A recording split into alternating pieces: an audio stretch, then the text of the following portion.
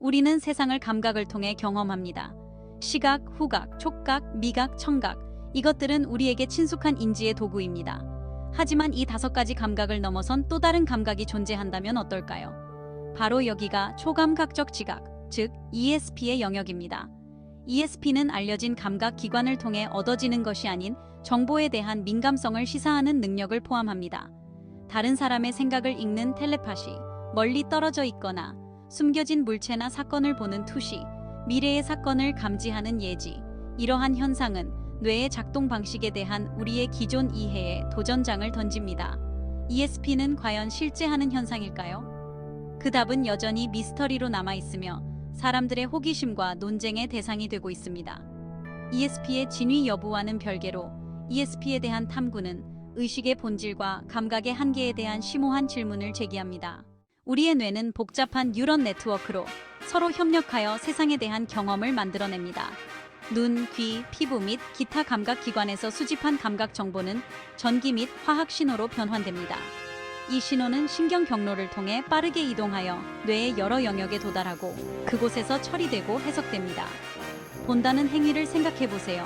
빛이 눈으로 들어와 망막에 닿으면 전기적 자극으로 변환됩니다. 이러한 자극은 시신경을 따라 뇌 뒤쪽의 시각 피질로 이동합니다. 여기에서 원시 데이터가 분석되고 가장자리가 감지되고 색상이 구분되고 모양이 인식됩니다.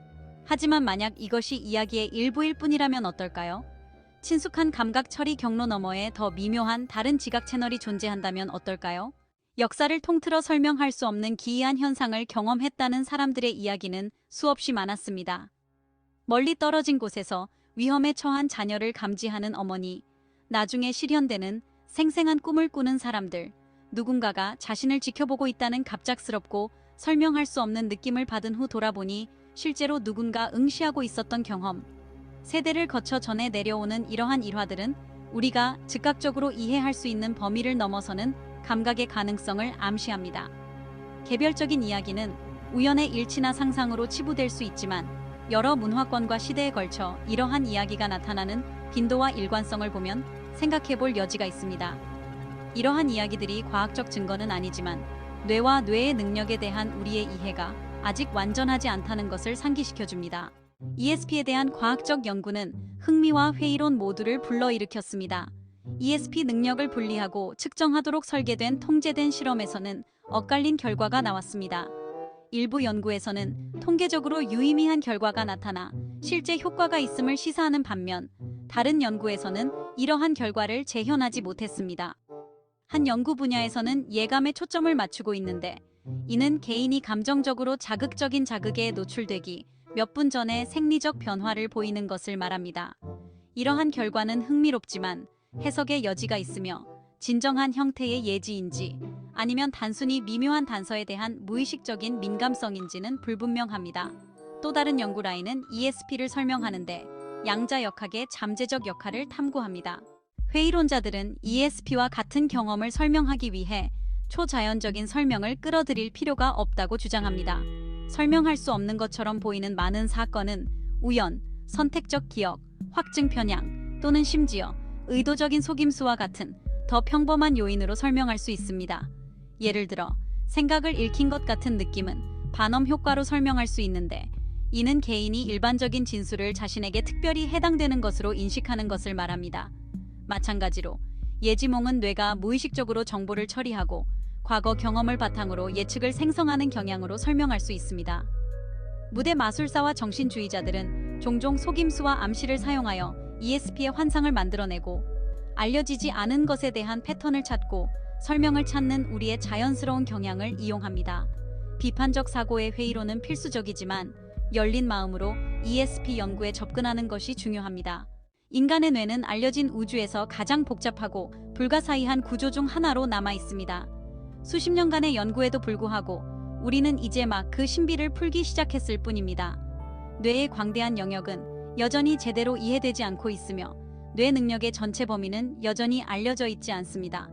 이 미지의 영역 어딘가에 ESP의 잠재력이 숨어 있을 수 있을까요? 우리가 아직 발견하지 못한 신경 경로, 신경 전달 물질 또는 심지어 완전히 새로운 형태의 뇌 활동이 있을 수 있을까요? 우리가 한때 지구가 평평하다고 믿었던 것처럼 뇌에 대한 우리의 현재 이해는 현재의 도구와 관점에 의해 제한될 수 있습니다. 만약 ESP가 실제한다면 어떻게 작용할까요? 신경과학은 몇 가지 흥미로운 단서를 제공합니다. 한 가지 가능성은 우리의 뇌가 우리가 알고 있는 감각의 범위를 넘어 존재하는 미묘한 에너지장이나 정보 패턴을 감지할 수 있다는 것입니다. 일부 연구자들은 모든 생명체에서 생성되는 전자기장이 우리의 뇌가 무의식적으로 인지할 수 있는 정보를 전달할 수 있다고 추측합니다. 다른 연구자들은 입자가 서로 연결되어 거리에 관계없이 서로에게 즉각적으로 영향을 미칠 수 있는 양자 얽힘이 텔레파시나 원격 투시의 역할을 할 수 있다고 제안합니다. 또 다른 가능성은 ESP 능력이 뇌 자체 내에 일종의 초연결성을 나타낸다는 것입니다. 아마도 특정 개인은 뇌의 여러 영역이 우리 대부분이 접근할 수 없는 방식으로 소통할 수 있도록 하는 신경 경로를 가지고 있을 것입니다. ESP 연구는 뇌에 대한 이해를 넓히고 인간의 숨겨진 능력을 발휘할 수 있는 엄청난 잠재력을 가지고 있습니다. 만약 우리가 ESP의 신경학적 상관관계를 밝혀낼 수 있다면 언젠가는 훈련, 기술, 심지어 유전공학을 통해 이러한 능력을 향상시킬 수 있을지도 모릅니다. 텔레파시 통신을 통해 말없이 대화하고 직관적인 통찰력으로 과학적 발견을 이끌고 예지 능력으로 사고를 예측하고 예방할 수 있는 세상을 상상해 보세요. 오늘날에는 이러한 가능성이 공상과학처럼 보일 수 있지만 이는 ESP 연구의 혁신적인 잠재력을 보여줍니다. ESP에 대한 탐구는 단순히 뇌를 이해하는 것이 아니라 현실 자체에 대한 우리의 이해를 넓히는 것입니다.